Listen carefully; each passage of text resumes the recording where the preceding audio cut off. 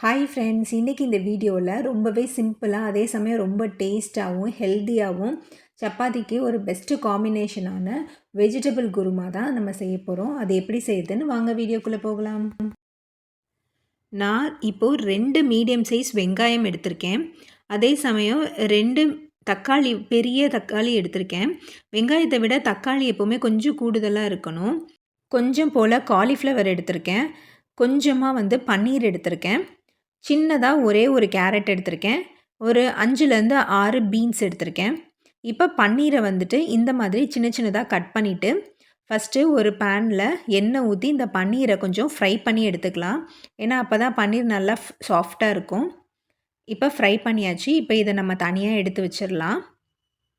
இப்போது அடுத்ததாக அதே பேனில் எண்ணெய் ஊற்றி கொஞ்சமாக பட்டை, 2 கிராம்பு, 2 ஏலக்காய், கல்பாசி கொஞ்சம், ஒரு நட்சத்திர சோம்பு, பிரிஞ்சி இலை சேர்த்து இதை நல்லா வெடிக்க விட்டுக்கோங்க. இது பொரிஞ்சதுக்கப்புறமா 2 மீடியம் சைஸ் வெங்காயத்தை இந்த மாதிரி சின்ன சின்னதாக கட் பண்ணிவிட்டு சேர்த்துக்கோங்க. இதோட 2 பச்சை மிளகாயும் இந்த மாதிரி கீறிட்டு சேர்த்துக்கோங்க. இப்போ இந்த வெங்காயமும் பச்சை மிளகாவும் நல்லா வதங்கணும். வெங்காயம் இதோட கலர் மாதிரி ஒரு ப்ரௌன் கலர் ஆகிற வரைக்கும் இது நல்லா வதக்கணும். பாருங்கள், இந்த அளவுக்கு இது வதங்கணும். இது வதங்கினதுக்கப்புறமா இப்போது 2 டேபிள் ஸ்பூன் போல் இஞ்சி பூண்டு பேஸ்ட் ஆட் பண்ணிக்கோங்க. இஞ்சி பூண்டு பேஸ்ட்டு சேர்த்துட்டு இதையுமே நல்லா வதக்கிக்கோங்க. இதோட பச்சை வாசனை போகிற அளவுக்கு இதை நல்லா வதக்கணும். இப்போ இது நல்லா வதங்கிடுச்சு. இது வதங்கினதுக்கப்புறமா நம்ம எடுத்து வச்சுருந்துருக்க காய்கறிகளை சேர்த்துக்கலாம்.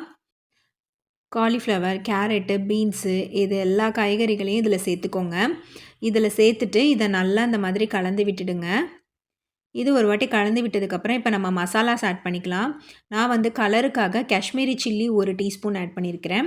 அடுத்து காரத்துக்காக சக்தி மிளகாய் தூள் 1/2 டீஸ்பூன், 1/4 டீஸ்பூன் மஞ்சள் தூள், இதோட 1 டீஸ்பூன் போல் மல்லித்தூள் சேர்த்துருக்கேன். 1/2 டீஸ்பூன் போல் கரம் மசாலா சேர்த்துருக்கேன். தேவையான அளவு உப்பு சேர்த்து இதை நல்லா இந்த மாதிரி கலந்து விட்டுடுங்க. இந்த மசாலா எல்லாமே இந்த காய்கறிகளோடு நல்லா சேர்கிற மாதிரி இந்த மாதிரி நல்லா கலந்து விட்டுடுங்க. இது கலந்து விட்டதுக்கப்புறமா 1 டேபிள் ஸ்பூன் போல் தயிர் சேர்த்துக்கோங்க. நீங்கள் தயிர் சேர்த்து பண்ணும்போது இந்த கிரேவி ஒரு நல்ல டெக்ஸ்சர் கொடுக்கும். அதனால தான் நம்ம சேர்த்துக்கிறோம். இப்போ இந்த காய் வேகிற அளவுக்கு நம்ம 1 டம்ளர் போல் தண்ணி ஆட் பண்ணிக்கலாம். தண்ணி ஆட் பண்ணிவிட்டு இப்போ இதை வேக விட்டுடுங்க. இது ஒரு 10 நிமிஷம் போல் வேகட்டும். மூடி போட்டு வேக விட்டுடுங்க. இது வேகிற கேப்பில் நம்ம எடுத்து வச்சுருக்க இந்த 2 தக்காளியும் மிக்ஸி ஜாரில் சின்ன சின்னதாக கட் பண்ணிவிட்டு சேர்த்துக்கோங்க. இதோட ஒரு 2 பல் தேங்காவை சின்ன சின்னதாக கட் பண்ணிக்கோங்க. ஒரு அரை வெங்காயம் இந்த மாதிரி கட் பண்ணிவிட்டு சேர்த்துக்கோங்க. இதோட 1 டீஸ்பூன் போல் சோம்பு, 1/2 டீஸ்பூன் போல் கசகசா சேர்த்து இது நல்லா ஒரு பேஸ்டாட்டம் அரைச்சிடுங்க. பேஸ்ட் நல்லா இந்த அளவுக்கு இருக்கணும். இந்த மாதிரி நல்லா இதை அரைச்சிடுங்க. இப்போ ஒரு 10 நிமிஷம் போல் காய் நல்லா வெந்துடுச்சு. இப்போ பாருங்கள், நல்லா காய் வெந்துடுச்சு. இப்போ நம்ம அரைச்சி வச்சுருக்கிற இந்த பேஸ்ட்டை இதில் சேர்த்துக்கலாம். பேஸ்ட்டை இதில் சேர்த்துட்டு இதை நல்லா இந்த மாதிரி கலந்து விட்டுடுங்க.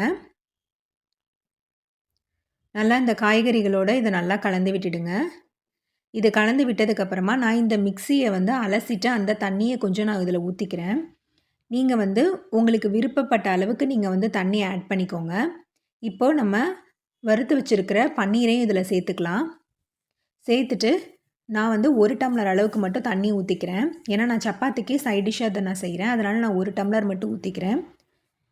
உங்களுக்கு எவ்வளோ தண்ணி வேணுமோ அந்தளவுக்கு நீங்கள் ஊற்றிக்கோங்க. இப்போ நான் தண்ணி ஊற்றிட்டு திருப்பி மூடி போட்டு ஒரு 10 நிமிஷம் போல் இதை வேக விட்டு எடுத்துக்கிறேன்.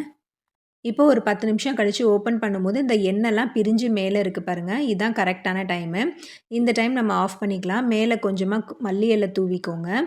இது ரொம்பவே சிம்பிளாக அதே சமயம் ரொம்ப ஹெல்த்தியான ஒரு சப்பாத்திக்கு நல்ல சைட் டிஷ்ஷும் கூட. நீங்கள் இதே மாதிரி வீட்லேயும் ட்ரை பண்ணி பாருங்கள். ட்ரை பண்ணி பார்த்துட்டு எப்படி இருந்தது அப்படின்ட்டு எனக்கு கமெண்ட் பண்ணுங்கள். இந்த வீடியோ உங்களுக்கு பிடிச்சிருந்துச்சுன்னா லைக் பண்ணுங்கள், ஷேர் பண்ணுங்கள். மறக்காமல் நம்மளுடைய ஏனோக் பிரியாணி சேனலுக்கு சப்ஸ்கிரைப் பண்ணுங்கள். நன்றி, வணக்கம்.